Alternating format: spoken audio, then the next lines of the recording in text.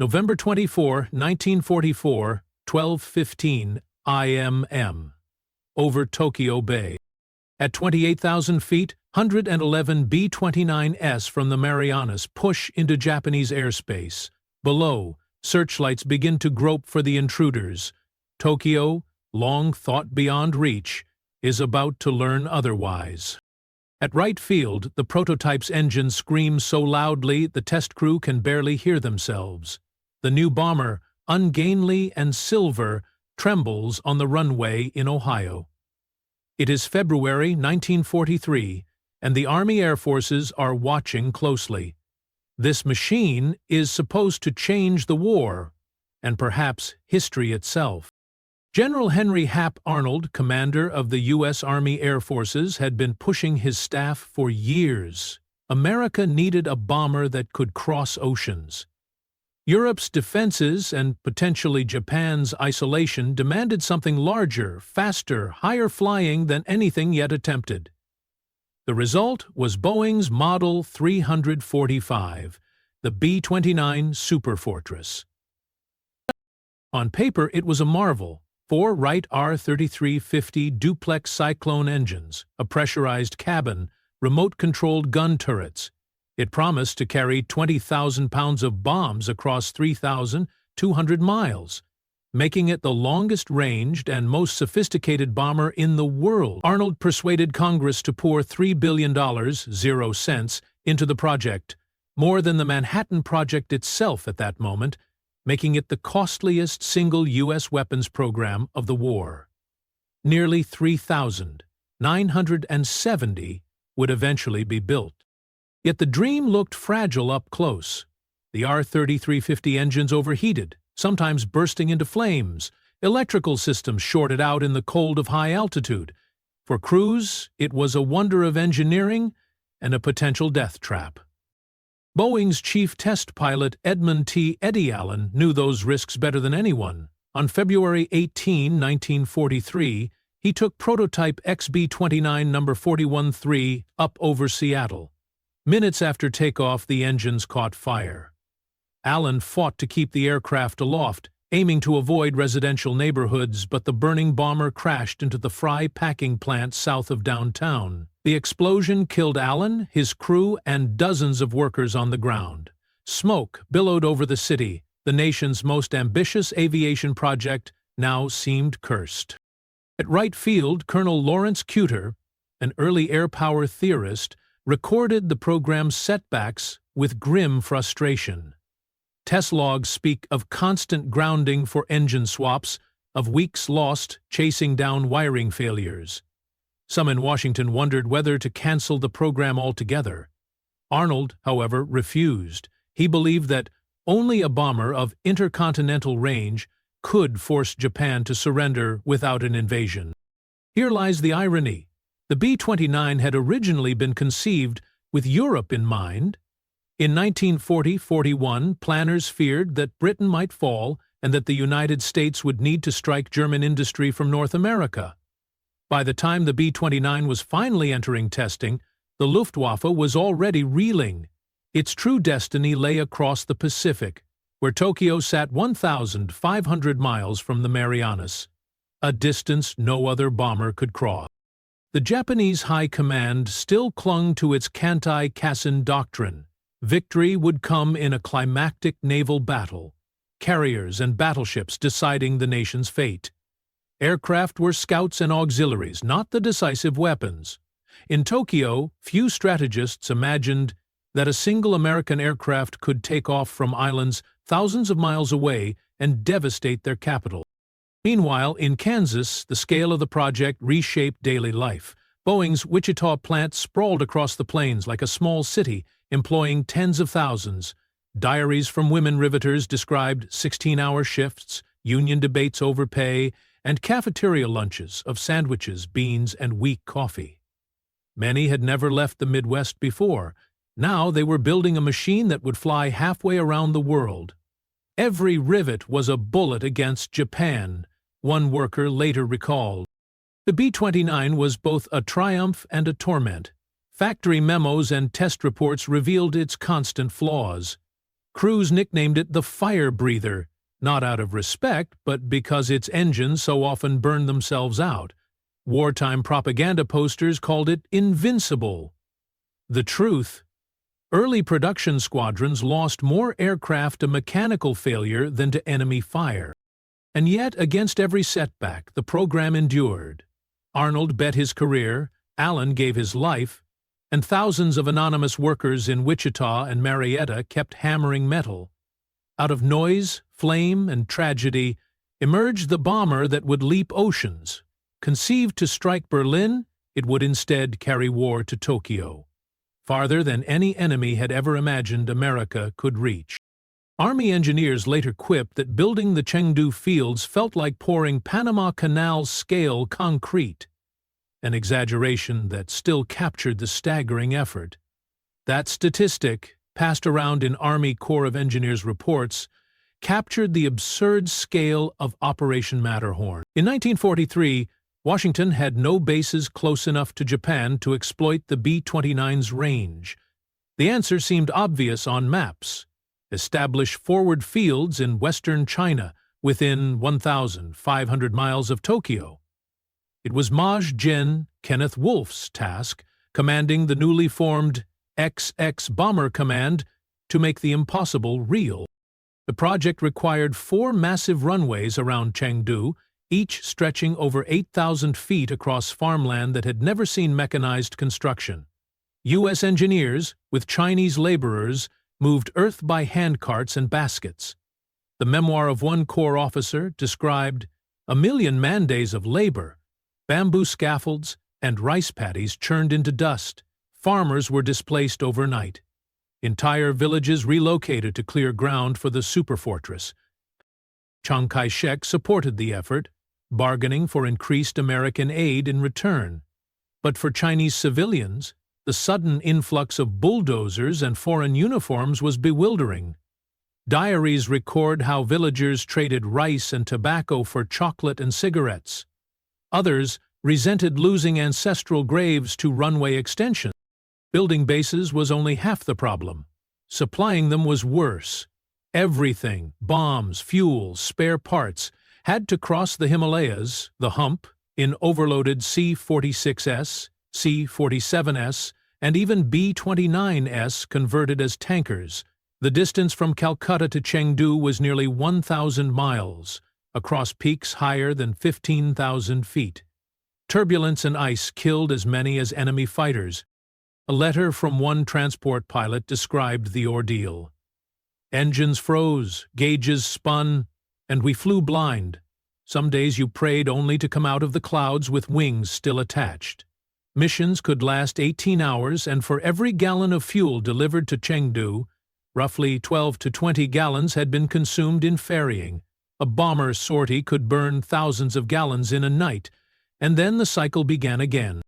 Against such realities, Japan's defense strategy looked both outdated and oddly rational. Their vaunted Zero fighter had a combat radius of barely 370 miles, perfect for defending occupied China or Pacific Islands, but useless for patrolling deep interiors. Tokyo believed distance was their ally. Yet America was willing to expend lives, treasure, and mountains of aviation fuel simply to prove Tokyo was vulnerable. When the first raids finally went out from Chengdu in June 1944, results were underwhelming. Weather, navigation errors, and heavy fuel demands meant that only small groups reached their targets. Factories at Yawata were damaged, but Japanese production hardly noticed. Reports sent to Arnold in Washington admitted the truth: impact negligible. Here lies the irony. The B-29 was designed for independence, an aircraft that could leap oceans without help. Yet in China, it became hostage to a fragile pipeline of transport aircraft and exhausted air crews. Crews joked that the real bombers were the C-46S, dropping gas tanks instead of bombs. Still, the experiment mattered. Chinese civilians remembered the towering silver aircraft, symbols of America's distant promise. One mechanic recalled eating rice and pickled vegetables offered by villagers who had lost homes to airstrips, a moment of human connection amid vast disruption. Matterhorn did not cripple Japanese industry. It barely scratched it. But it proved the bomber's reach, and it kept alive Arnold's faith that with better bases, the B-29 would eventually make good on its promise. The next chapter of that story would be written not in China, but on bare volcanic islands in the middle of the Pacific. Sirens wailed as searchlights pierced the cloud over Musashino. For the first time in the war, the heart of Tokyo was about to face the weight of America's newest weapon. On the night of November 24, 1944, Brigadier General Emmett Rosie O'Donnell led the opening strike of the freshly activated XXI Bomber Command. His target was the Nakajima Musashino Engine Works, a sprawling factory complex that turned out the lifeblood of Japan's Air Force. Radio engines for the Zero and other fighters. O'Donnell's orders were clear. Demonstrate that the B-29s, based in the Marianas, could hit the Japanese capital itself. The numbers sounded impressive on paper. 111 bombers dispatched, taking off from Saipan and Guam. Yet the mission quickly unraveled in the frigid jet streams over Japan. High winds, scattered formations, radar contact wavered, and crews wrestled with frozen instruments. Of those 111, only about 70 reached the Tokyo area, and just 36 managed to bomb the Musashino plant itself. The rest dropped their loads on secondary targets or jettisoned into open countryside. At 25,000 to 30,000 feet, contrails betrayed the bombers' presence long before they arrived. Captain Ralph D. Stakely, a pilot on the mission, later wrote in his diary that the wisps of white saved us, blended in, confused their gunners, and gave us cover. It was a fleeting relief. He also recorded the numbing cold that turned oxygen masks brittle and left crews frostbitten. On the ground, Lieutenant Shizuichi Tanaka, commander of the Eastern District Army, scrambled his defenses. Searchlight operators swung beams wildly, but Japanese radar sets were primitive, and plotting errors left many guns firing into empty sky. Night fighters climbed sluggishly. Several never reached the bomber's altitude. Defense logs later admitted that radar contact was intermittent and fighter coordination late. Here was the contrast laid bare. American crews flew in radar-sected formations with pressurized cabins and remote-controlled gun turrets, while Japan relied on an overstretched web of searchlights and fighters whose engines coughed thin in the high air. The result, however, was not the shattering blow Arnold had promised Washington. The Musashino plant sustained damage, but not destruction. Only 2 B-29s were lost. Sources differ on combat versus non-combat causes, a sobering figure to their crews, but not crippling in statistical terms. Post-strike U.S. reports initially suggested thousands of casualties, yet Japanese civil defense tallies put deaths and injuries far lower. The city, startled and shaken, endured its first raid with limited damage. Still, the symbolism was undeniable. Tokyo had been considered unreachable. Japanese officers had boasted that geography itself was a fortress. No Western aircraft could possibly cross the Pacific and strike the imperial capital. Now, less than 6 months after U.S. Marines stormed Saipan, irony hung over the moment. What had been considered Japan's greatest protection, a distance, was no protection at all. Civilians remembered the night differently. In oral histories recorded decades later, survivors described confusion more than fear. One woman recalled running through her neighborhood barefoot, shards of glass slicing her feet as she clutched her child. Fires flickered but did not rage. The devastation was scattered rather than concentrated. Some assumed this was a warning raid, not the start of a campaign. Back on Saipan, crews were torn between pride and frustration. They had reached Tokyo, but results were ambiguous. O'Donnell himself admitted in post-mission debriefs that weather, winds, and inexperience had blunted the strike. Analysts noted that Japan's defenses had performed poorly but not disastrously. The capital could expect more raids, and quickly. For the Japanese leadership, the raid was a rude awakening. Tanaka's reports emphasized the need for stronger radar and more aggressive fighter deployments. Yet the empire had little fuel, few pilots, and dwindling industrial capacity to answer the challenge. Tokyo was exposed, and everyone knew it. That first night was modest in destruction but seismic in implication. The B-29, conceived as an intercontinental weapon, had proven it could place Tokyo under the same fire America had once reserved for Berlin. Even if the Musashino plant stood scarred rather than shattered, the message was clear.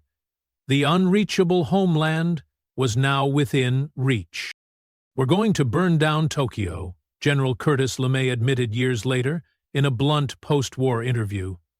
In the spring of 1945, the abrasive Ohioan had just taken command of the XXI Bomber Command, inheriting a weapon that looked unstoppable on paper but was failing in practice. Arnold's cherished precision bombing were scattered by jet streams and obscured by weather. Bombs meant for aircraft plants often cratered rice paddies instead. LeMay's solution was radical. Throw away the theory, throw away the altitude, and fly into the heart of the enemy at night. The plan targeted Tokyo on the night of March 9–10, 1945. LeMay ordered the 73rd Bombardment Wing and its sister units to strip their B-29s of defensive guns and armor, load them to the gills with incendiaries, and fly in low, roughly 5,000 to 9,000 feet above the capital. Radar and Pathfinder aircraft would mark the center of the city. The rest would carpet Tokyo with fire. At sunset on March 9, the bombers lifted from Guam, Saipan, and Tinian. Between 279 and 334 aircraft ultimately reached the city, delivering about 1,665 tons of incendiaries, clusters of napalm and magnesium that would ignite on contact. On the ground, Governor Shigeo Odachi and the city's civil defense brigades prepared with the tools they had: bucket chains, bamboo poles, neighborhood cisterns. Tokyo's wooden housing, densely packed and tinder-dry, was a city waiting to burn. Civil defense manuals had warned that water buckets and sandbags could smother sparks. Against 1,000 firebombs, it was hopeless. The first waves arrived just before midnight. Pathfinder aircraft dropped clusters of incendiaries over the working-class district east of the Imperial Palace. Within minutes, entire blocks were aflame. Witnesses recalled a sound like rushing wind as oxygen was sucked into the growing firestorm. The heat rose so quickly that some B-29 crews flying overhead felt turbulence and updrafts buffet their aircraft. However, a survivor later described fleeing with her infant strapped to her back. "The wind pulled at us," she remembered, "and people stumbled into the river as if pushed." Others dove into cisterns and canals, only to boil alive. Japanese police reports, compiled after the raid, told of incinerated wards, collapsed fire services, and entire neighborhoods erased. Telephones went dead, fire pumps lost pressure. One precinct recorded that firefighting ceased after 5 minutes, heat unendurable. From the air, Major Robert Morgan, who had once flown the legendary Memphis Belle over Europe, watched Tokyo dissolve into flame. In letters home, he admitted shock at the scale. The whole city looked like a single furnace. Crews who had trained to hit oil refineries with precision Norden bombs now found themselves lighting entire cities. The statistics staggered even seasoned officers. In just 6 hours, an estimated 15.816 square miles of Tokyo vanished. Between 84,000 and 100,000 people were killed, the range reflecting police records, U.S. estimates, and later studies. Another 1 million civilians were left homeless, wandering the charred ruins. By some measures, it was the single most destructive air raid in history. Here was the brutal contrast: America's new doctrine of low-altitude night incendiary bombing against Japan's old capital of wood and paper. The B-29s lost only a fraction of their force. Tokyo lost the fabric of its society. For civilians, The cultural texture of daily life vanished overnight. Neighborhood cisterns meant for firefighting became mass graves. Temples once used for community drills now sheltered the burned and dying. Children who had practiced with bamboo poles in air defense exercises were among the first to perish. The irony was unmistakable. A bomber heralded as the pinnacle of precision strike achieved its greatest success through area burning, an admission that theories of pinpoint warfare had failed in the face of winds and weather. Crews wrestled with the morality of what they had done. Letters censored at the time but preserved later revealed doubts. "It's not the same as bombing a factory," one gunner wrote. "You wonder if it's right when you see whole cities lit up like kindling." Others justified it as vengeance for Pearl Harbor or as a way to end the war quickly. The psychological toll ran parallel to the triumphalist headlines back home.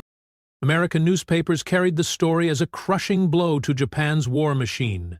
Mythic language, Tokyo reduced to ashes, dominated coverage.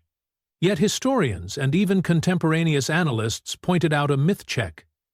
Though the March raid killed more people in a single night than either Hiroshima or Nagasaki, the comparison is deceptive. The atomic bombings produced comparable or higher casualties in seconds rather than hours, and carried a political and psychological weight no conventional raid could match. For Japan, the raid shattered illusions. Officials had long promised that air defenses could protect the capital. After March 10, the fiction collapsed. The government quietly ordered dispersal of industry, but production never recovered. Ordinary citizens understood the truth more viscerally. Tokyo, the heart of the empire, could be burned to the ground in a single night. LeMay's gamble had worked militarily and haunted morally. Tokyo would burn again in repeated raids, as would Nagoya, Osaka, Kobe, and dozens of other cities. The superfortress, designed to deliver precise hammer blows, was now an indiscriminate torch.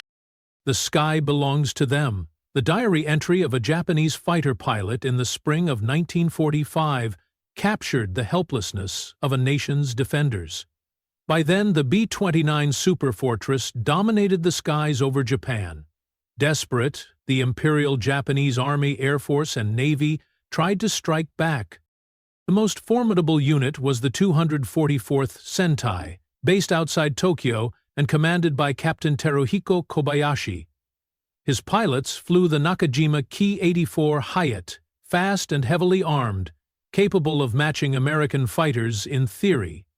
In practice, shortages of high-octane fuel and spare parts crippled performance. Maintenance logs reveal aircraft grounded for weeks, engines seizing mid-climb. By early 1945, Japan's aviation fuel reserves had fallen to a few 100,000 tons at most, nowhere near what was needed to sustain operations. Still, Kobayashi and his men launched into impossible odds. On paper, after-action claims ran as high as 20-30 B-29s in a single raid. In reality, losses were typically in the low single digits per mission, more often to flak or mechanical failure than to fighters. American gunners, entrenched in remote-controlled turrets, reported heavy but inacceptive attacks. The imbalance was obvious. Japan's valorous few against America's inexhaustible many. At sea, Admiral Soamu Toyoda tried a different tactic: strike at the source. Kamikaze pilots were dispatched against the B-29 bases on Saipan, Tinian, and Guam. A handful of raids inflicted damage, torching fuel depots or wrecking parked aircraft, but most attackers never reached their targets. The U.S. Navy's radar screens and Hellcat fighters intercepted them long before the Marianas. The contrast could not be sharper. Japan hurled single planes on one-way trips, while America launched hundreds of bombers nightly, replenished by factories that never slept. The Americans faced dangers of their own, sometimes not from the enemy, but from their own weapons. On April 12, 1945, Staff Sergeant Henry "Red" Irwin a radio operator aboard a B-29 over Koriyama was ordered to launch a white phosphorus signal flare. The canister malfunctioned, exploding inside the cabin. Flames engulfed the cockpit, blinding Irwin and searing his flesh. Somehow, he groped for the burning cylinder and hurled it out a side window, saving his crew from certain death. He collapsed moments later, his body scorched. Against all odds, he survived, and would later receive the Medal of Honor. His act of courage was celebrated across the Pacific, a rare moment of humanity amid the mechanical slaughter of mass raids. On the ground in Japan, civilians lived with dread. Schoolchildren dug trenches and carried wooden poles for training, composing farewell poems in case they were caught in bombings. Families carved out shelters behind homes, shoring them with timber and earth, though few believed they would withstand a direct hit. Diaries spoke of the sound of B-29s overhead like iron cicadas, a constant reminder of the imbalance. Japanese propaganda tried to mask this reality. Newspapers reported massive bomber losses and hailed Kobayashi's pilots as heroes who had swept the sky clean. In truth, the skies were darker for Japan than ever before. The irony was brutal. Even as the empire's best aviators risked their lives daily, their sacrifice barely slowed the tide. America's system of production and supply, the assembly lines in Wichita, the tankers refueling in Guam, the factories producing bombs by the ton, overwhelmed any tactical success the Japanese could claim. By mid-1945, the B-29 campaign had become a war of attrition Japan could not possibly win. Every night, formations of silver bombers blotted out the stars. Every morning, neighborhoods smoldered. Kobayashi's diary entries turned bleaker, his optimism dimming with each failed intercept. The fighters of the 244th Sentai, once Japan's sharpest sword, were dulled by lack of fuel and endless losses. For civilians, the conclusion had already arrived. Shelters collapsed under firestorms, children clutched their farewell poems, and families buried keepsakes before evacuating homes they knew would burn. Heroism, whether in the cockpit or in the streets, could not alter the arithmetic of war. The Empire had struck back and failed. At 8:15 a.m. on August 6, 1945, a single B-29 delivered a blast equal to 1,500 bombers. The aircraft was Enola Gay, flown by Colonel Paul Tibbets, leading the 509th Composite Group on its most secret mission. Its cargo weighed just over 9,000 pounds, but the weapon inside, Little Boy, was the culmination of years of work at the Los Alamos laboratory. Hiroshima had been spared conventional bombing so far. American planners deliberately left the city untouched to serve as an undisturbed control target. On that morning, air raid sirens sounded briefly when weather scouts flew overhead, then fell silent. Civilians resumed work, children walked to school, and streetcars clattered along tracks. At City Hall, Mayor Shinzo Hamae began his day with routine reports. No one imagined that history's first atomic strike was minutes away. At 31,000 feet, Tibbets released the bomb. As the Enola Gay banked away at 340 miles per hour, the crew watched a brilliant flash engulf the city. Co-pilot Robert Lewis, stunned, jotted in his log, "My God, what have we done?" The statistics defied comprehension. The explosion's yield was 15 kilotons of TNT. Within seconds, 70,000 to 80,000 people were killed instantly: soldiers, schoolchildren, commuters, housewives. A 1.5-mile radius was leveled to ash, concrete buildings crumbled, wooden ones vanished. Survivors described a silence so deep it felt like the world itself had stopped. Then came fires, rising into a column visible for miles. From the air, Tibbets saw a mushroom cloud boil upward, dwarfing anything seen in wartime bombing. For months, B-29s had rained thousands of tons of incendiaries to destroy 15 square miles of Tokyo.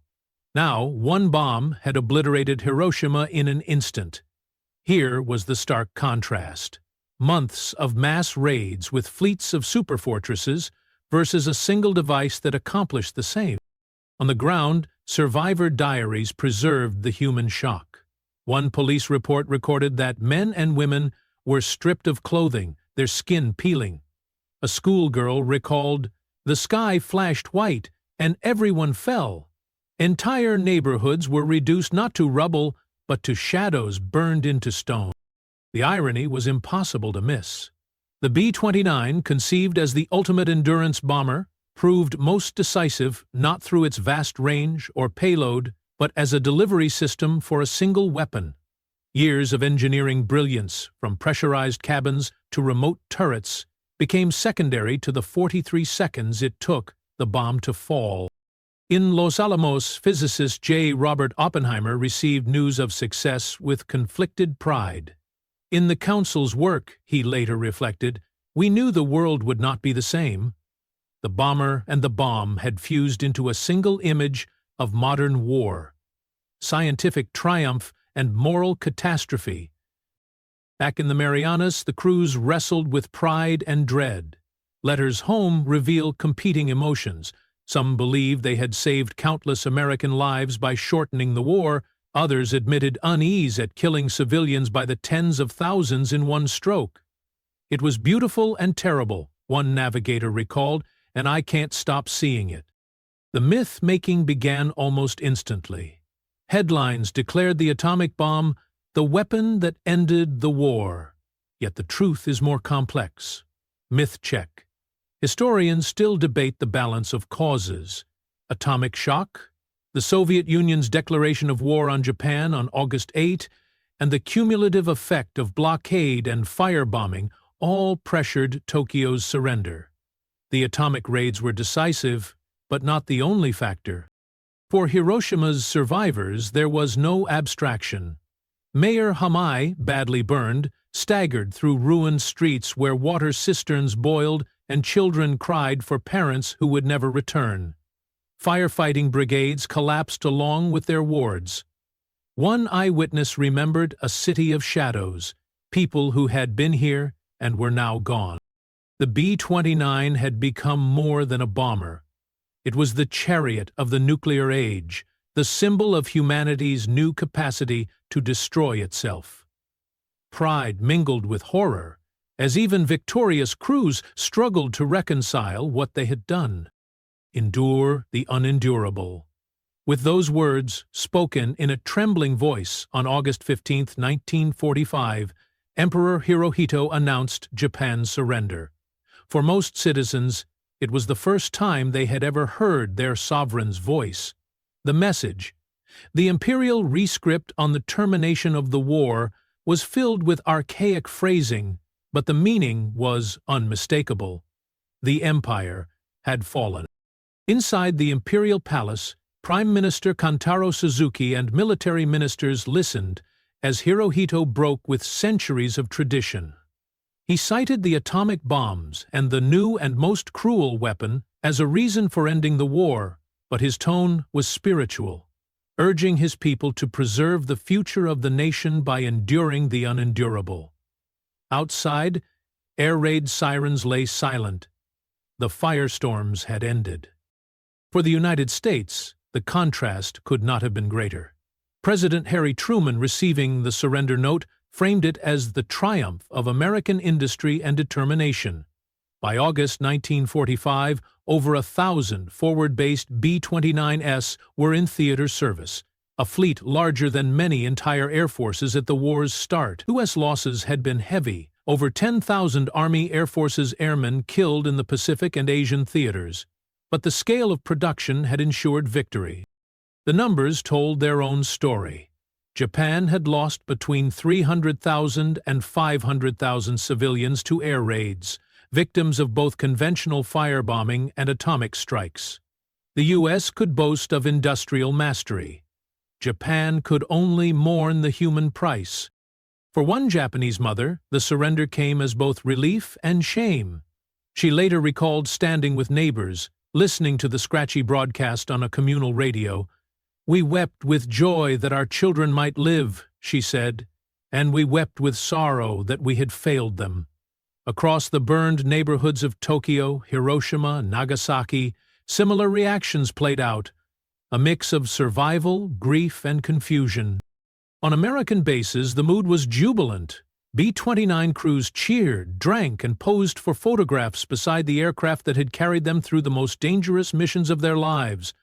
To them, the war's end vindicated the terrible cost. They saw parades ahead. The Japanese saw rubble. Here lay the irony. In 1941, Japanese strategists had dismissed American bombers as impractical giant planes that would never threaten the home islands.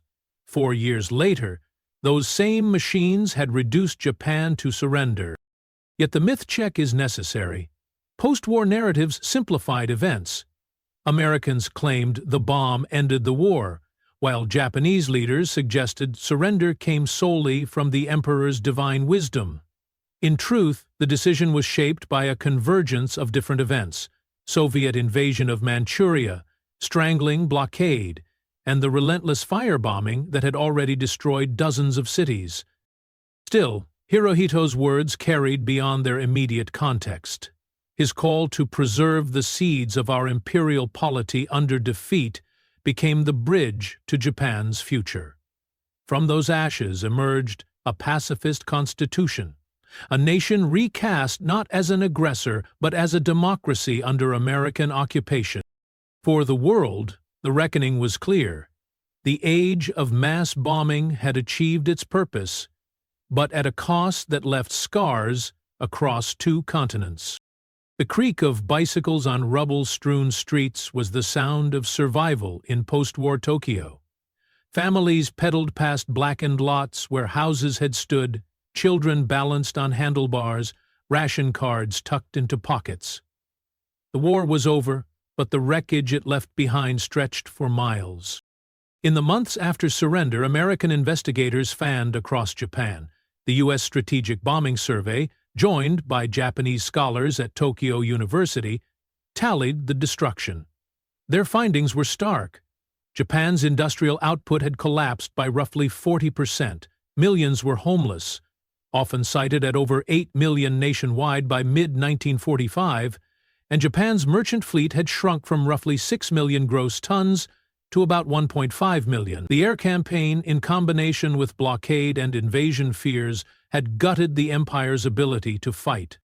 For General Hap Arnold, who reflected on the campaign in his memoirs, the B-29s had fulfilled their destiny. They had reached across oceans, struck the Japanese heartland, and shortened the war. Yet historian Saburo Ienaga offered a different voice, arguing that the raids marked the beginning of Japan's memory struggle, a balance of victimhood and responsibility that would define post-war politics. The contrast between victor and vanquished could not be sharper. America entered the post-war years as the undisputed master of the skies, its strategic air doctrine hardened into dogma. Japan emerged disarmed, its constitution written to renounce war entirely. Where U.S. planners looked to a future of global projection, Japanese citizens faced burned neighborhoods, rationed food, and the challenge of rebuilding from nothing. Among the B-29 crews, memory took curious turns. One mechanic, who later became a teacher, wrote in his diary that he had once tended machines that ended empires. His students, decades later, listened with disbelief. How could a single type of airplane have carried both firestorms and nuclear blasts? For him, the pride of contribution mixed with regret. Daily life in occupied Tokyo captured this blend of ruin and rebirth. Jazz clubs opened in basements, fueled by GIs and curious locals. At the same time, households relied on ration cards and bartered rice in neighborhoods where temples doubled as shelters. The cultural collision was vivid. American swing music played over radios in districts still marked by charred timbers. The irony was unmistakable. The B-29 had been built for Europe, designed to hammer German industry from the skies. Instead, it redefined Asia, turned the Pacific War, and ushered in the nuclear age. In doing so, it changed the balance of the Cold War before it even began. The long-term impact radiated far beyond Tokyo's ruins. U.S. air power advocates seized on the bombing survey's conclusions to argue that strategic bombing could win wars independently, shaping doctrine from Korea to Vietnam. At the same time, survivors and intellectuals like Ienaga pushed back, fueling peace activism that influenced Japan's national identity. Henry Stimson, U.S. Secretary of War, warned that the atomic precedent demanded restraint, but the genie was already out. In the creak of bicycles, the laughter from jazz clubs, and the silence of memorial stones, the war's dual legacies were present: destruction and renewal, triumph and trauma. The distance once thought impossible, 1,500 miles from the Marianas to Tokyo, had been crossed. And in doing so, it changed the world.